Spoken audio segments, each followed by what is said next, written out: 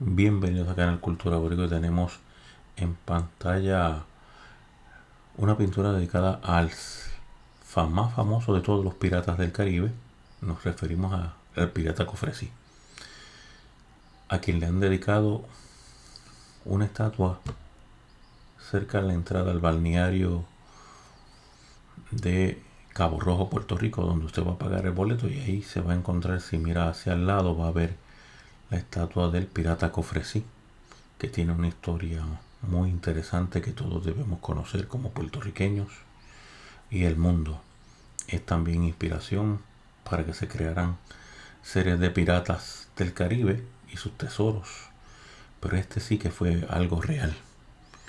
Este señor sí existió, y hay varias cosas que debemos conocer de esta historia, de este gran personaje histórico del Caribe, responsable de muchas muertes, perseguido por diferentes gobiernos debido a los asaltos a los barcos, y fue inspiración para la gran serie aquella de la saga de Piratas del Caribe. Nada, vamos a escuchar la historia de este gran personaje histórico del Caribe, de Puerto Rico y el mundo.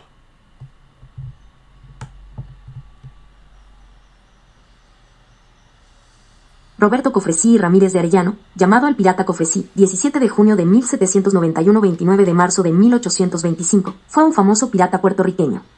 Nació en la población de Cabo Rojo, Puerto Rico.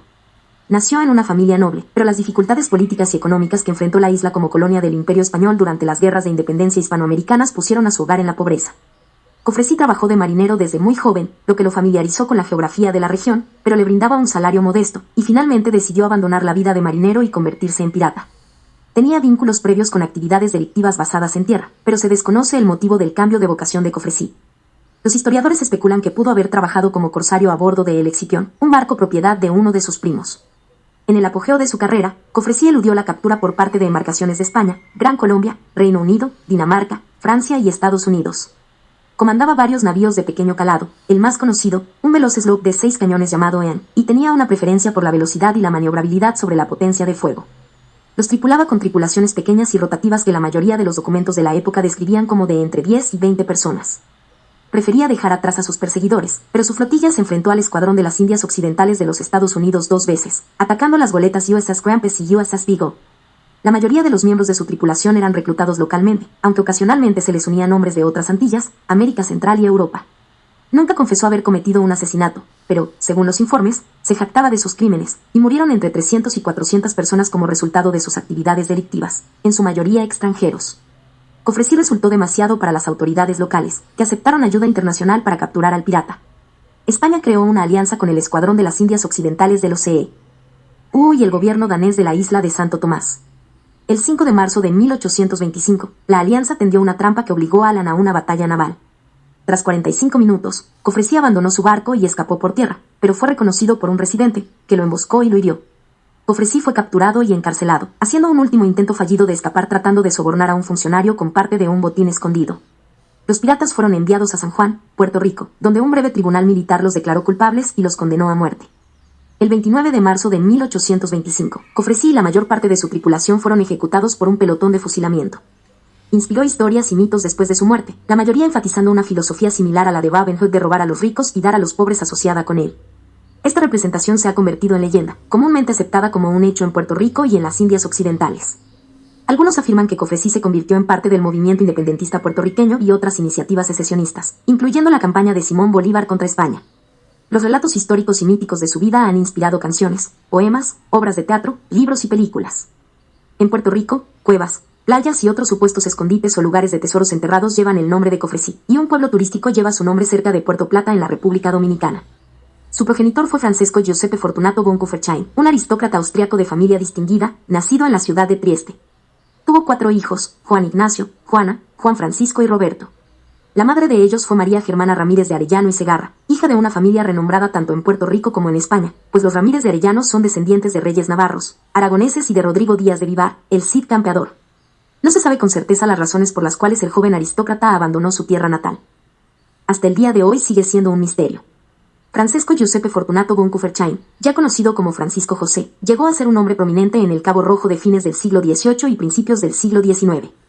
El 2 de marzo de 1825 Cofresí divisó desde la cubierta de su barco el Mosquito, lo que él pensó que era un barco mercante, y ordenó a su tripulación que iniciaran la acción para asaltar al mercante. Pero el navío que se disponía a asaltar resultó ser en realidad la goleta USS Crampes, de la Armada de los Estados Unidos, que se encontraba bajo el mando del oficial naval estadounidense John D. Sloat. El buque de guerra estadounidense se encontraba acompañado de 2 balandras de guerra de la Armada Española, el San José y las Ánimas. Las fuerzas militares españolas y estadounidenses actuaban conjuntamente para darle caza a Cofresí. El USS Crampes abrió fuego contra el Mosquito y Cofresí ordenó responder a los disparos. Las embarcaciones españolas también atacaron al barco del pirata. Luego de una batalla de 45 minutos, el Mosquito quedó gravemente dañado y Cofresí se lanzó al agua para nadar hasta la cercana costa, en un desesperado intento por salvarse, pero en la playa fue capturado por los soldados españoles que vigilaban atentamente el desarrollo del combate naval esperando atrapar a los piratas que llegaran a la costa. Cofresí fue sometido a juicio por las autoridades coloniales españolas de Puerto Rico y condenado a muerte, siendo fusilado junto con 12 de sus compañeros el 29 de marzo de 1825. Pocos aspectos de la vida y las relaciones de Cofresí han evitado el romanticismo que rodea a los piratas en la cultura popular.